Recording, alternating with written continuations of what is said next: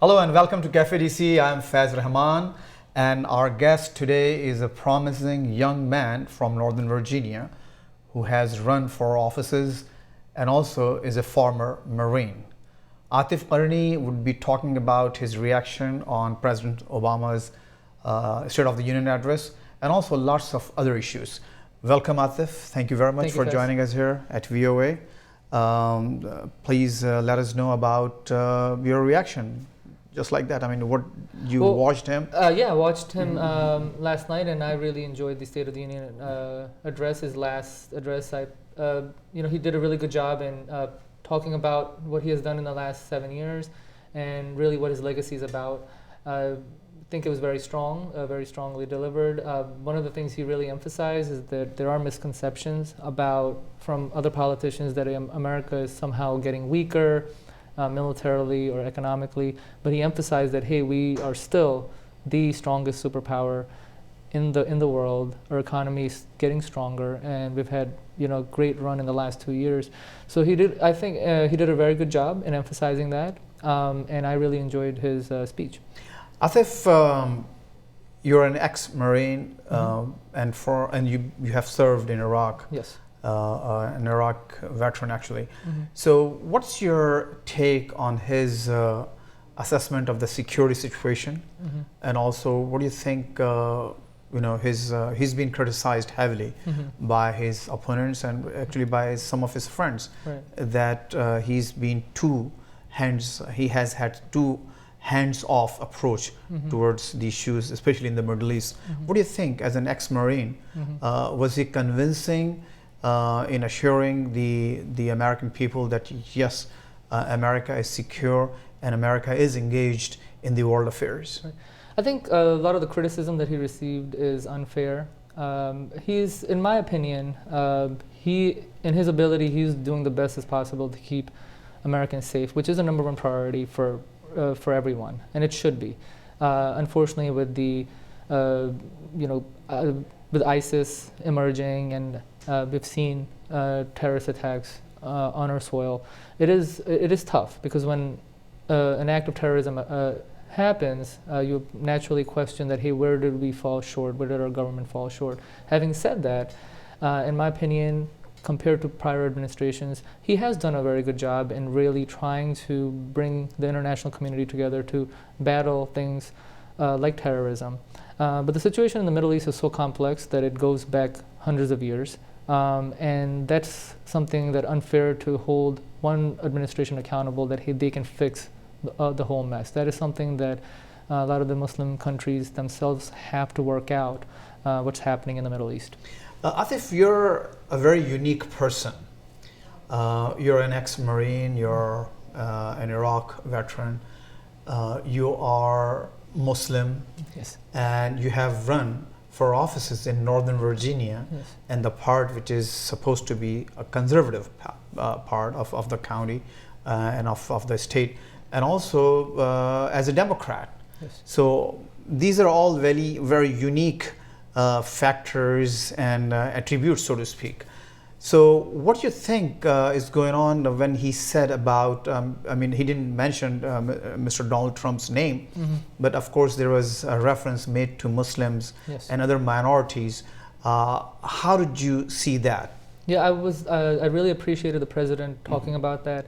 What good leadership is that sometimes you have to make statements that might not be popular, that people may not want to hear, but they're the right thing to do. And in that instance, when he mentioned that, hey, we should not, we should really put our preconceived notions aside, and we're all Americans. And when he referenced the Muslim American community, that really touched my heart, and I know that it touched probably millions of other Americans who are Muslim or friends with a lot of the Muslims who feel that way, that that the Muslim American community has been unfairly targeted by folks like Donald Trump and other politicians who are making statements to really, because there's an election going on and they really want to energize a certain faction in our country to come out and vote for them.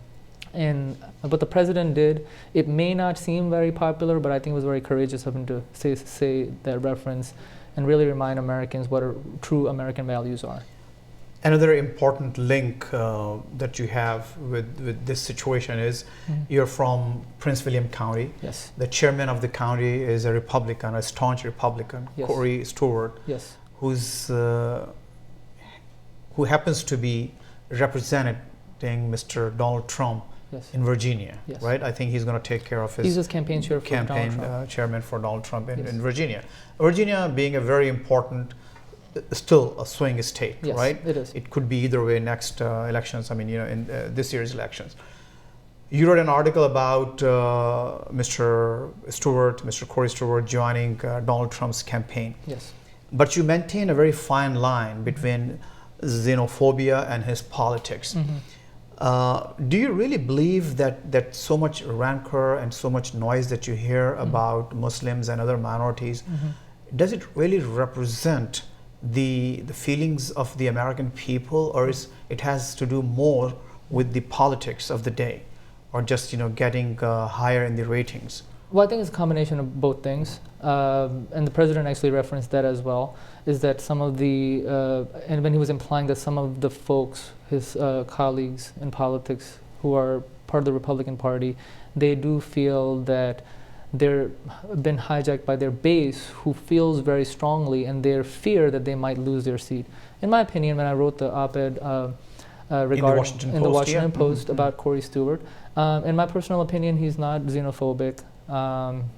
He's not racist. He's not. Yeah, I've actually spoken on a panel with him. It was about the community's involvement with the local law enforcement. Different police commissioners spoke on there. I spoke on there. Corey spoke on there. I've had conversations with him. I know he's actually very close to the Muslim community.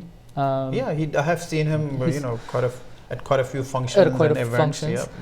Having said that, he is trying to tap into the surge that Donald Trump has amongst certain faction of voters, and there are a big chunk of them in Virginia, in the Commonwealth. There's a big chunk of them in Prince William County. And whether Donald Trump wins or not, gets the nomination or not, Corey feels that, hey, he can tap into those folks and they'll remember that, hey, he stood up for Donald Trump while other establishment folks did not.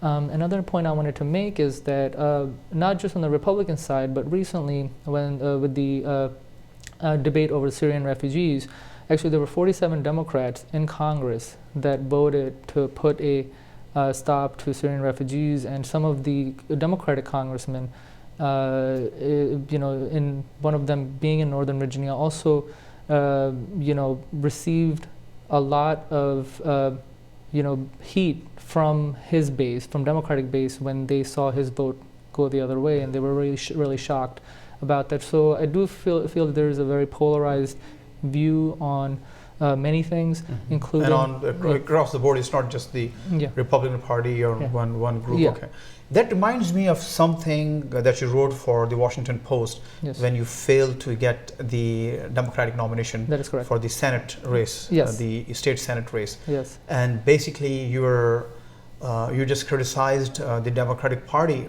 leadership for not standing up with you, because you being a Muslim. Right. And from a minority community, Yeah. and in your opinion, what I read was that you thought your chances were less than the other candidate, Right. who used to be quote unquote like a mainstream or a minority candidate. Yeah.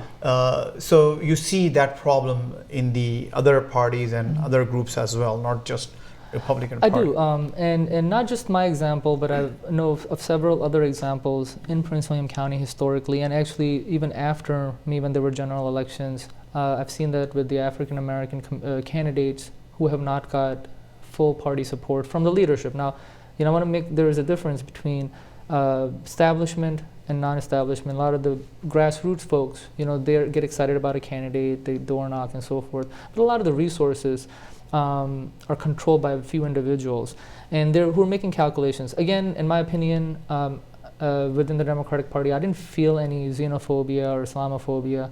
That wasn't the case. There was a calculation made that, hey, it presents a risk. You live in an area where it's possible that it presents a risk that, given the current events that we face with terrorism, that it's possible that you may lose or you might jeopardize a very important seat if we have a Muslim candidate running.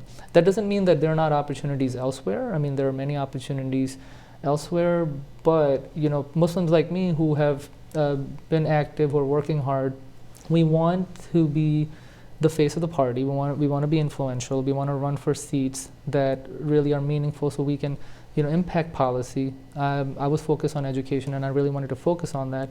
And unfortunately, the party denied that opportunity because, again, they're not xenophobic or Islamophobic, but they just did not want to take that risk. And I've noticed the same trend with Hispanic American candidates and African American candidates in the county I live in. But Atif, it was an election, right? Even Yes. though you lost the election By 225 votes. Yes, just by Yes. very few votes. Yes. But basically, you still complain that the establishment of the party didn't Yes. put their weight behind you. That was Well, the actually, case, I yeah. actually asked them to be neutral. I said, hey, if you do not want to support me, that's completely okay.